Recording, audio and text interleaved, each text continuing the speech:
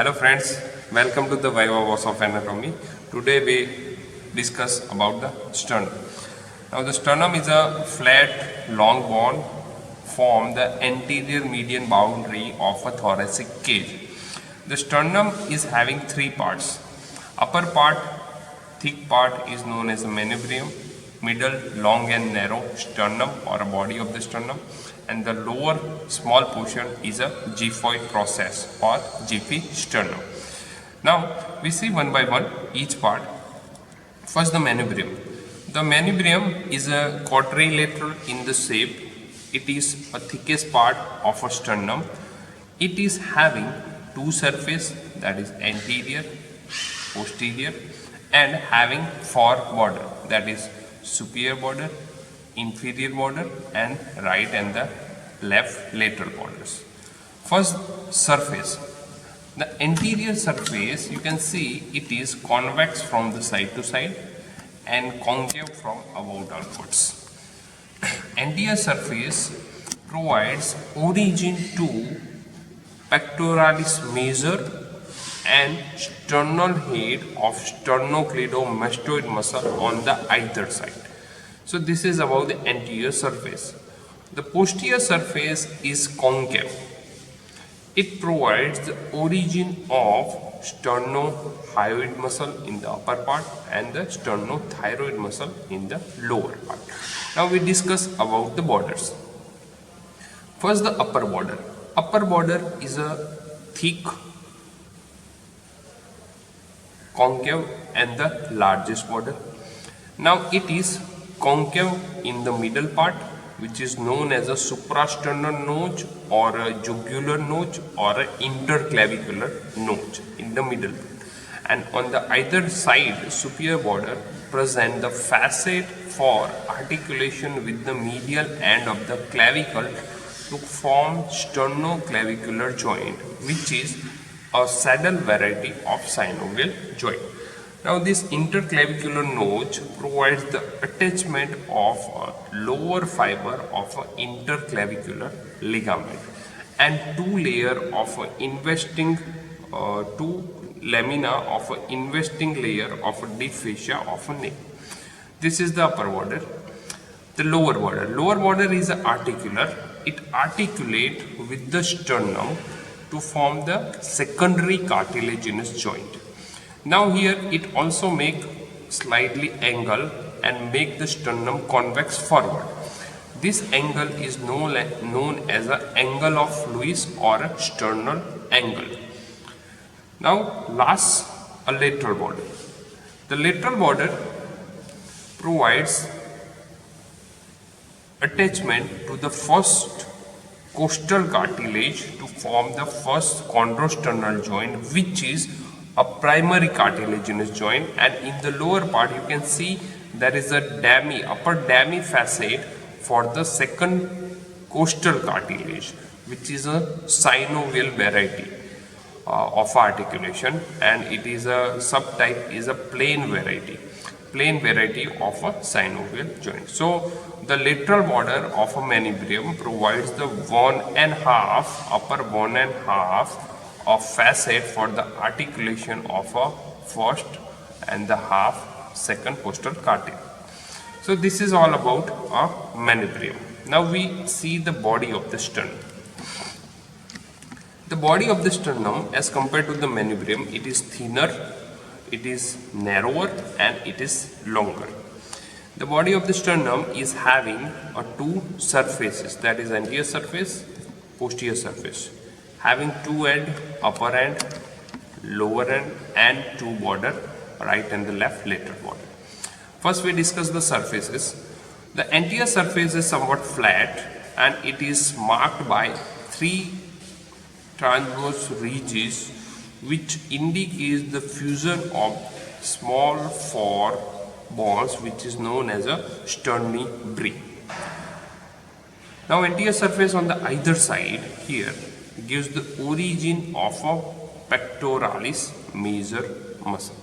So this is the anterior surface. Now the posterior surface. The posterior surface is somewhat concave and it is marked by less distinct transverse ridges.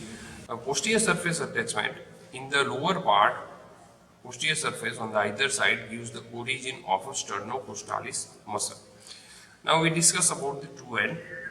This upper end, it articulate with the manubrium to form the manubriosternal joint at a sternal angle, and the lower end united with the giphisternal, which is a primary cartilaginous joint. Remember this, all the joints of the sternum are important for the Viva point of view. Now, the last is a lateral border. Right and the left lateral border of the body of the sternum, you can see it contains the facet for half facet for the second costal cartilage, then the full facet for the third, fourth, fifth and the sixth costal cartilage, and again the half facet for the seventh costal cartilage. And all these joints are the second to seventh chondrosternal joint are a plain variety of synovial joint. Now, in between this articulation, this lateral surface here provides the attachment of an external intercostal membrane and internal intercostal muscle. So this is about the body of the sternum. The last part is a giphisternum. The giphisternum is the smallest part of the sternum. It is sometimes flat, it may be bifid, or sometimes it may be perforated. It forms the floor of a epigastric fossa. Now, the gyphoid process is first cartilaginous, but in the adult it is ossified and from the primary cartilaginous joint with the lower end of a sternum. Now we see the attachment of the giphisternum. Its anterior surface provides the insertion of a medial fiber of rectus abdominis muscle and attachment of aponeurosis of external oblique and internal oblique muscle of the abdomen. Posterior surface gives origin to the diaphragm muscle, and its lateral border, right and the left lateral border, provides attachment of aponeurosis of internal oblique and transverse abdominis muscle of the abdomen, and its tip provides the attachment of linea alba, which is a decussation of aponeurosis of external oblique, internal oblique and the transverse abdominis. Now we see the vertebral level of each part of the sternum. The manubrium lies at the level of T3 to T4 vertebra. It starts from the upper border of the T3, body of the T3, to the lower border of the T4 vertebra. The body of the sternum extends from the T5 to T8 vertebrae, and the gyphoid process lies in between the T8 and T9 vertebrae. Now we discuss about the importance of a sternal angle. The first and most important is it provides the attachment of the second costal cartilage.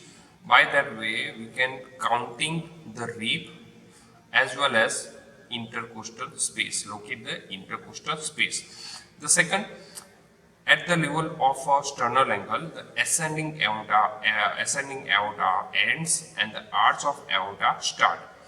At this level also the arch of aorta ends and the descending aorta start. At the level of the sternal angle behind, the trachea divided into two primary bronchus. Sternal angle also marks the junction of the superior and the inferior mediastinum. It marks the junction of a formation of a cardiac plexus, and it marks the upper limit of a heart. So these are the important of a sternal angle. Now the last is the applied anatomy of the sternum. The sternum is the part of the sternum is some cutaneous bone, and it is commonly used for taking a bone marrow, for the bone marrow biopsy. The first important clinical anatomy. The second, sometimes the sternal plate may fail to fuse and make a opening in the body of the sternum, which is known as a sternal perforation. Third is a sternotomy. Sternotomy is an operation which is it is a procedure in which the manubrium and the body of the sternum is divided into two halves to open the thorax. to do the some major operation like a bypass surgery. The next is the sometimes the sternal plate fail to fuse, and through that gap the heart will lies outside the thorax. This condition If you is like known this as a video, ectopic like coldness. it and So this share is with your all friends. about And to sternum. get the Thank you. regular update on the anatomy videos, please subscribe to our channel and click on the bell icon.